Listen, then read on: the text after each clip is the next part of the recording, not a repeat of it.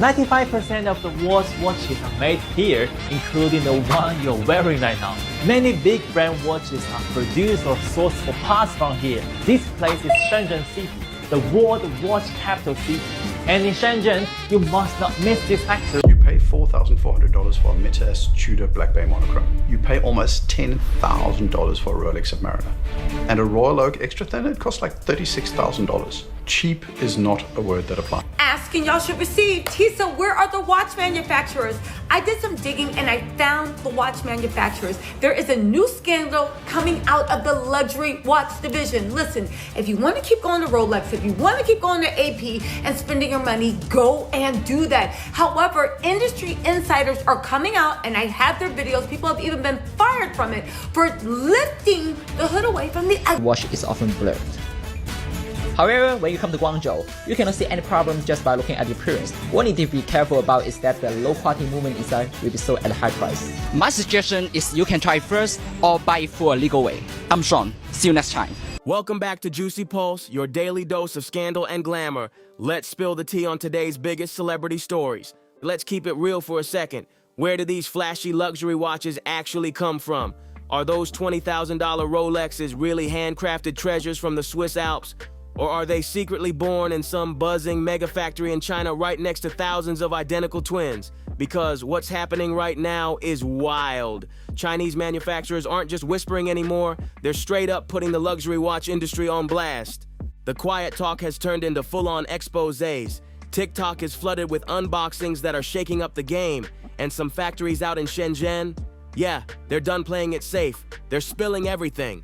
And what are they saying? Buckle up, because China is serving some hot boiling tea. The Swiss can't spin their way out of this one anymore. It's loud, it's messy, and honestly, it's embarrassing. Things got so heated that Rolex had to step in and make huge price changes to some of their most hyped up watches. And now fans are losing their minds. But before we dive into receipts, factory secrets, and all the shady loopholes, we gotta rewind for a sec. Because the real drama, it doesn't start in Switzerland. Nope, let's go back to where the real watch empire began. Listen up, this one's gonna flip what you thought you knew. You probably grew up thinking the best watches had to come from Switzerland, right? Snowy mountains, quiet little workshops, and some old guy with a magnifying glass piecing together a Rolex like it's a sacred ritual. Cute story, but let's cut the fairy tale. Now welcome to Shenzhen, China, the real watch capital of the world. No joke, more than 95% of the world's watches are made in China. And a massive chunk of them are rolling straight out of Shenzhen's factories. And before you say it, no, we're not talking cheap knockoffs. This is the real deal. High-end watch dials, detailed bracelets, sapphire glass, ceramic bezels, all the premium parts you'd expect on a luxury label.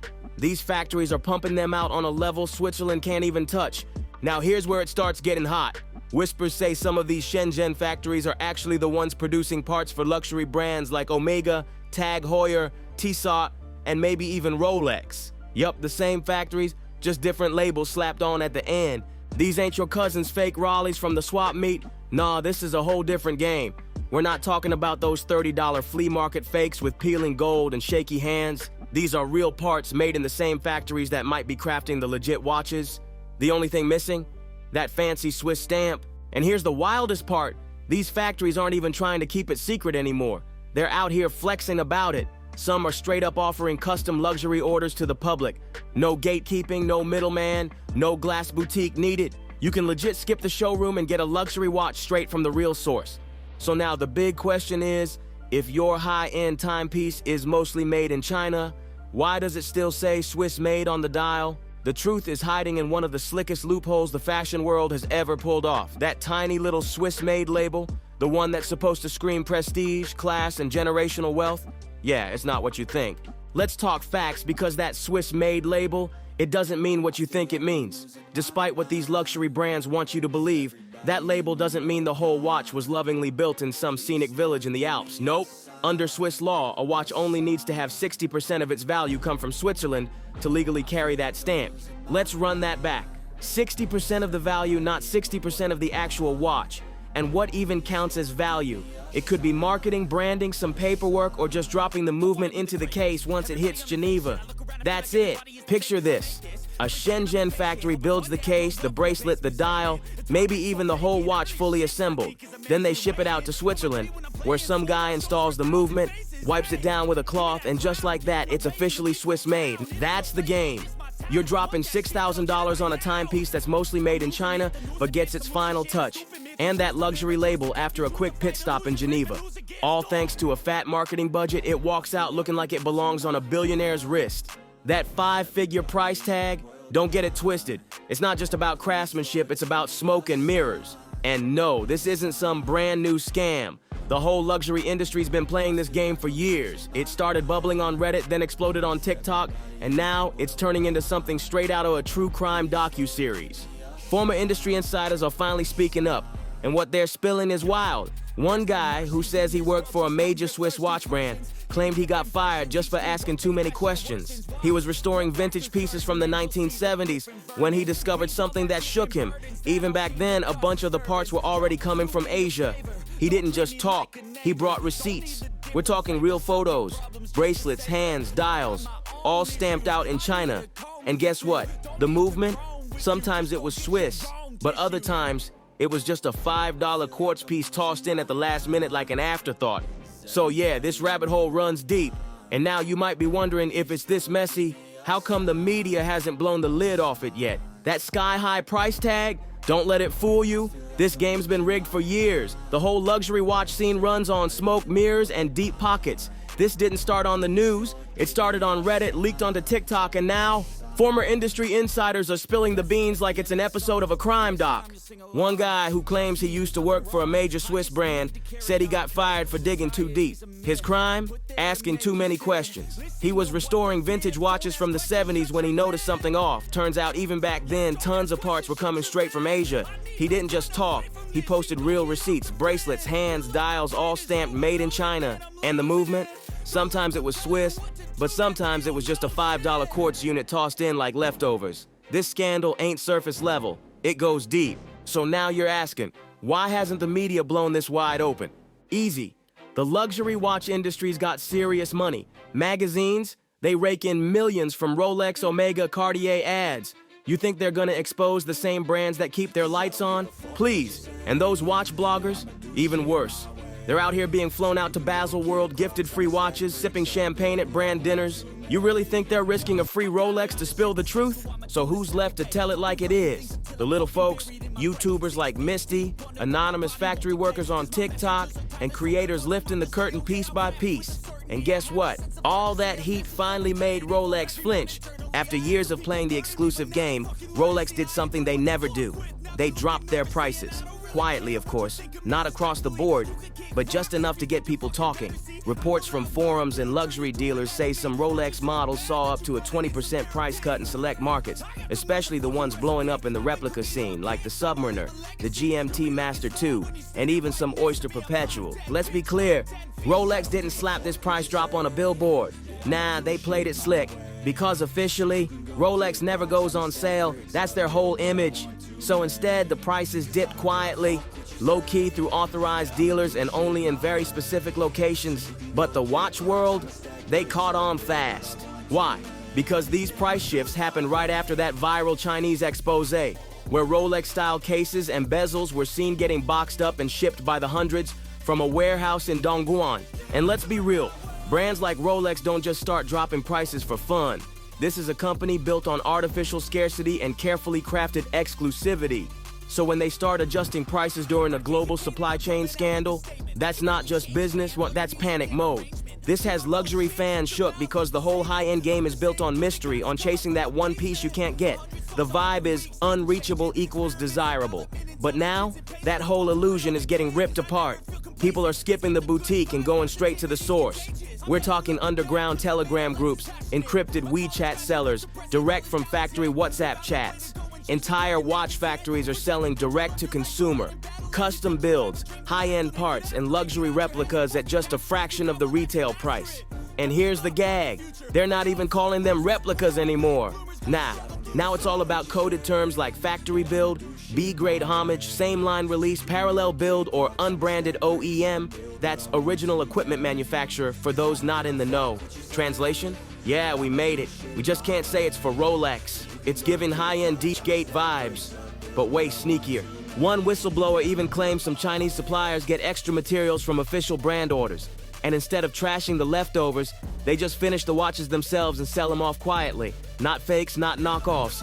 The same exact product, just minus the final Rolex blessing and inspection stamp. Now let's zoom out for a sec, because when people hear luxury, they assume insane profits. And sure, watch giants like Swatch Group, Richemont, and LVMH do well. Their profit margins usually hover around 10 to 20%. Solid but not full-blown cartoon villain levels. But you want to talk real profit monsters? Look at tech and pharma. Apple's sitting pretty at 32%. Microsoft flexing at 38%. And Novo Nordisk, the Ozempic kingpin, is banking a wild 39%. Suddenly that $15,000 Rolex doesn't look so outrageous in comparison, right? But hold up, don't go handing Rolex a sympathy hug just yet, because let's be real, they're still eating. And I mean eating big time, okay? They may not be topping the charts like big tech, but they're not exactly struggling in the streets either. Rolex, just like Facebook, stays mysterious and closed off. They don't even release their financials publicly. Plot twist. They're technically run under a non-profit foundation. Wild, right? But while tech giants out here are printing money by the minute, luxury watchmakers are just sitting in that upper-class lane. Rich? Absolutely. But not full-on cartoon villains petting cats in Swiss castles yet. But let's get to the real tea. What does it actually cost to make one of these high-end watches? Insiders say a watch that sells for $6,000 might only cost around $1,200 to $1,500 to produce.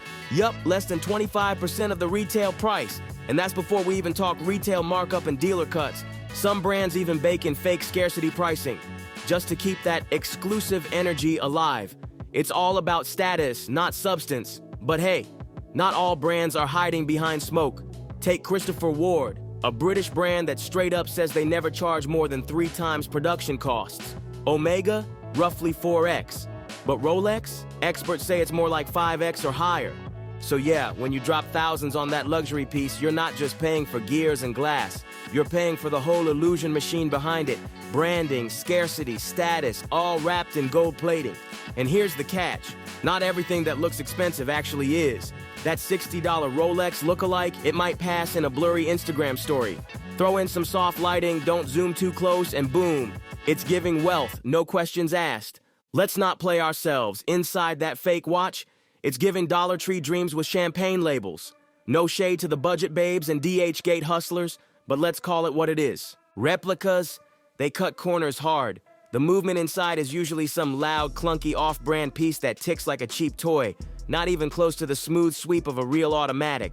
Water resistance? Trash.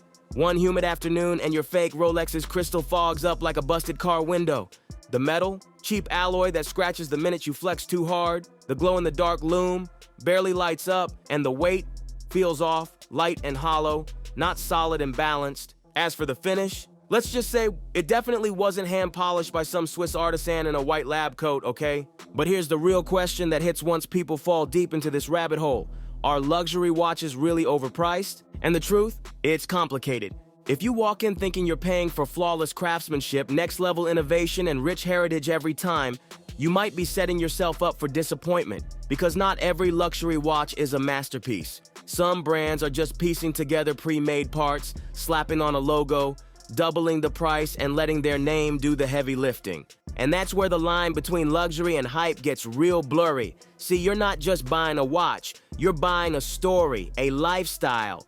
That fantasy of old money, yachts, and cigars in private lounges. That's what the brand wants you to feel the second you strap it on. But the truth is, a lot of these so-called luxury timepieces, they're riding the wave of branding, not brilliance. We're talking recycled designs, off-the-shelf movements, and factories outsourcing parts from the same suppliers that build your $100 daily watch. Only difference, one gets posted on a fancy ad campaign and the other doesn't. And don't get it twisted, there are true masterpieces out there.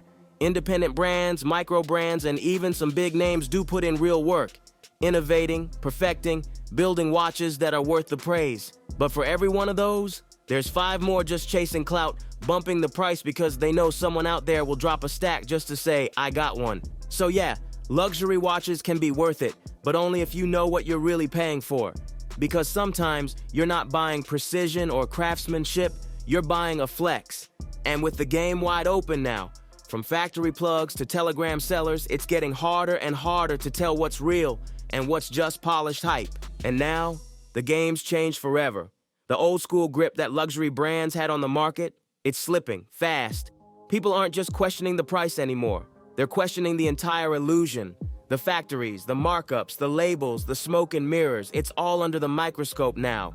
You got everyday folks, not watch experts, uncovering industry secrets from their bedrooms, TikTok detectives, Reddit sleuths, and anonymous insiders pulling back the curtain piece by piece.